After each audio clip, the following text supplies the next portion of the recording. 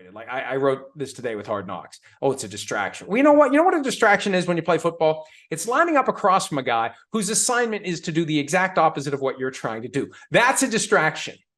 So you deal with distractions all the time in football. There's always something that is trying to distract you from the thing that you're trying to do, whether it's directly or indirectly.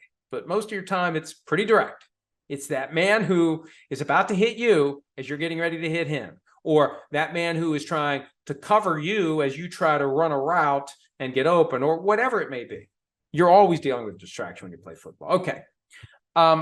One less distraction for the Jacksonville Jaguars is they put together a pretty damn good offense, and I think they're one of the teams that we need to be paying close attention to for 2023. And Evan Engram, happy, signed, 3-year contract. We have the full breakdown at PFT.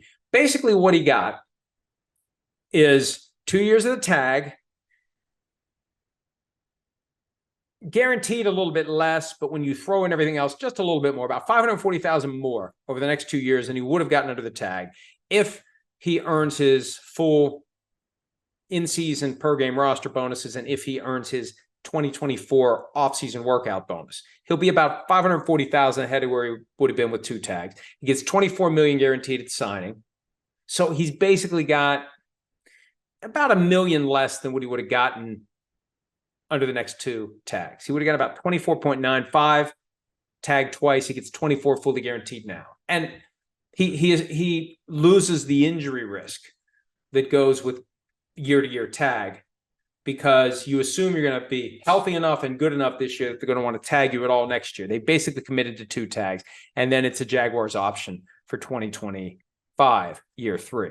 So, a fair deal. Some will say it could have been better. It could have been worse. And it's better than doing the 1-year franchise tender because you do have the security of the 2 years, and you'll either get $15 million or so in year 3, or he'll be released and he'll be a free agent and go anywhere he wants. But they got him. They got Calvin Ridley, which I think will be their secret weapon. They've got Christian Kirk. They've got Travis Etienne in the backfield. They've got a very potent offense led by Trevor Lawrence, who's really coming into his own at the quarterback position, and in my mind is already one of the shortlist franchise quarterbacks. I'm recording this with about 3 hours and 10 minutes to go before the window closes on long-term deals for the remaining franchise tag players who have yet to do long-term deals. And Tony Pollard, Josh Jacobs, Saquon Barkley are the 3 running backs who haven't had their situation resolved. Well, Pollard isn't going to do a long-term deal. The Cowboys aren't going to want to take the $10.1 million franchise tender and do what would be necessary to get him to sign a long-term deal. Because from his perspective, it's simple.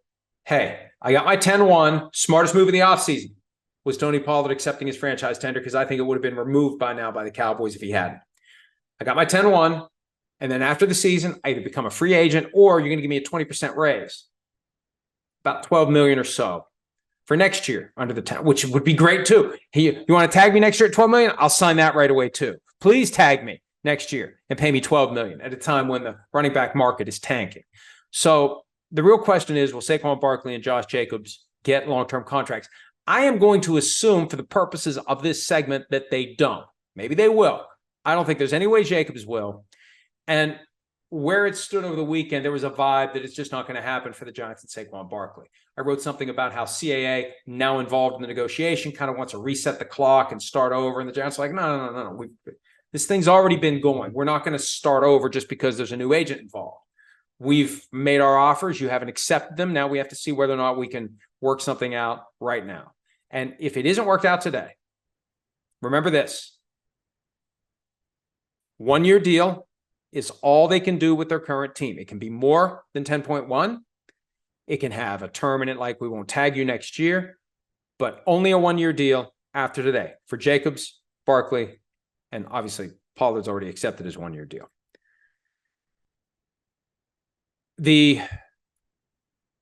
window opens again after the regular season concludes on negotiations for a long-term deal. And a point I made earlier, and I think I made this argument back when Le'Veon Bell had been franchise tagged the first time.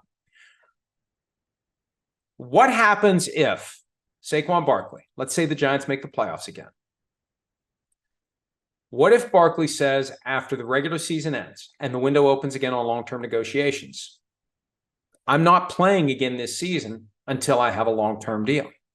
The window's open for the negotiations. We can continue. We continue now. We get this done now. And I think the message would be sent ahead of that. And you could basically, as a practical matter, do the negotiations, just finalize the deal after the regular season ends. You could do that. But Barkley could be wise to say, I'm not playing in the playoff game without a long-term contract. And I think I may have pondered what the consequences would be for Le'Veon Bell back in 2017 when I thought that was a possibility for him. You've already made your full salary for the year. You get your playoff money. They could suspend you for conduct detrimental to the team, but you're going to become a free agent.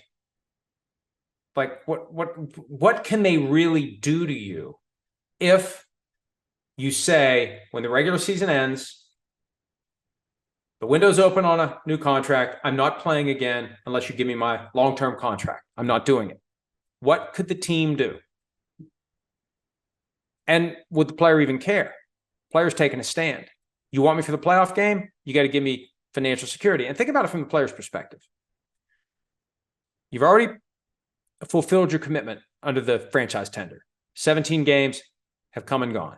This is all playing for free.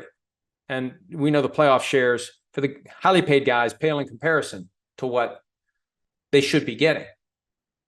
You're going to risk your future earnings, your health. I mean, look, Tony Pollard suffered the broken ankle in the postseason game. You suffer a torn ACL in a playoff game. You're not going to get franchise tagged, and no one's going to want you as a free agent. It dramatically limits your earning capacity. So there's reason to do it, more than just taking advantage of the rule. There's a reason to say, I'm done carrying the risk. You carry the risk now. You give me the contract you refused to give me before, and let's get this thing done. Something to keep in mind. Now, I'm not trying to cause trouble here. Just saying, if the Giants make the playoffs and Barkley ends up signing the franchise tender, he should at least think about saying to the Giants, I'm not playing in the playoff game unless and until I get my long-term contract. Hi, it's Mike Florio. Thanks for watching PFT on YouTube. Hit subscribe for the latest news and analysis from Pro Football Talk.